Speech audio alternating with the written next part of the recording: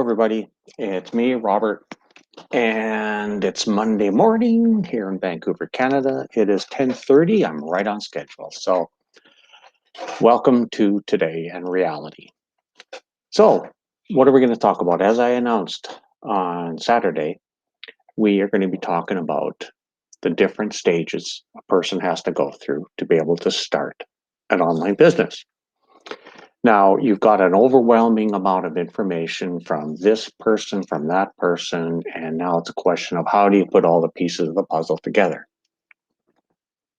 Well, first, I'm going to tell you, and I outline all this stuff in my paperback book that's available on Amazon. It's called Business or Bleed. And all you're going to do is type in Business or Bleed by Robert Miller, and you'll be able to find it. And that's the 2021 version of how new people start an online business. Anyway, what I recommend first before you do anything and spend any money whatsoever is figure out your business model. Now, I am not going to get into details about finding funding to start a business. I am only going to be talking strictly about bootstrapping. And why bootstrapping?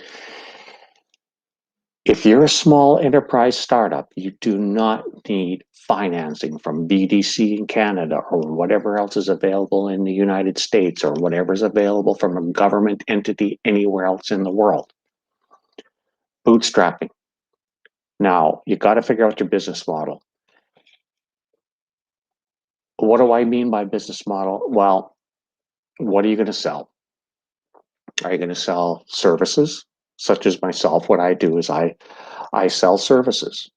Are you going to sell products, such as e-commerce? Are you going to be doing drop shipping? See, there's so many different types of business models that you can get into. You have to find out what business model you want to follow. My recommendation, and I see this over and over and over again, where people take too much on at once and you fail. Some people can do it because they have a staff to be able to compensate for their shortfalls. But start with one thing, let it grow, see how it goes, get that going. Then you can transition into additional income streams if you so choose. Now, let's talk about drop shipping. That seems to be the popular one because you don't have to hold a product, you don't have to deal with storage unless you're doing Amazon FBA, which is basically either could be private label, white label, it could be whatever it could be. But drop shipping seems to be popular. But here's my advice. Do not get your product from China unless you have a storage place in your local area where you can do your packaging yourself and ship it out. Why do I say that? Not get product from China for drop shipping? Because do you think a customer is going to be happy if they have to wait, say, 6 weeks to 3 months to be able to get their product? They're going to be quite PO'd, and you're going to get a lot of refunds, requests in your Stripe account, your PayPal account, or whatever you're using for your payment gateway. So I do not recommend drop shipping from China, because if you get your payment gateway, too many refunds are going to shut down your payment gateway. And believe me, it happens a lot.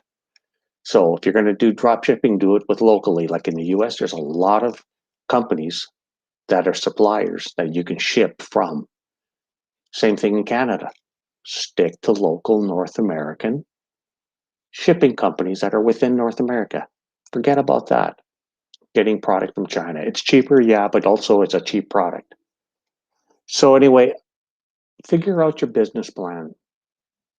By next live show, we're going to be talking about legal entities. Now, again, I'm going to stress very strongly, I am not an accountant. I am not a lawyer.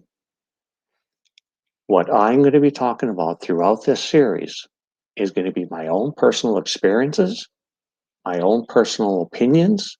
Whether you take it or leave it and further investigate it, I highly recommend it, hiring the appropriate professionals. So when I'm talking about the legal entities of how to protect your own personal assets and separating your business from your personal assets is vital to your survival. When you see companies going bankrupt and you see these owners or the people involved in the business walk away and they still got all their money to be able to start up another business, think about it. How do they do it? They set up their business entities properly. So again, first thing you got to do, figure out your business model. Are you going to be selling online on, say, open up an Amazon store? Are you going to be opening up a Shopify store? Are you going to be selling digital products? Are you going to be selling an ebook? These are all answers that need questions too. The reason I'm saying it that way is because you have all these questions because you got information overload. You got to take into consideration, what do you want to do? You just don't open up a Shopify store, spend all that money with Shopify and figure out that it's not going to sell and you wasted a ton of money. This is a process and it takes time. So take your time figuring out what you want to do for your business model. And any feedback you have, I highly recommend you giving me some feedback about what you think, and I'll give you some feedback. Okay? So I'm just going to give you a quick reminder too. On March 9th, coming up at 10:30 Pacific Standard Time, we're going to be having a live workshop about how to teaching people organic traffic and be a badass marketer for your new startup. Or if you're a struggling business, how to turn yourself into a badass marketer. My name is Robert Miller. I'm glad to see you today on a Monday.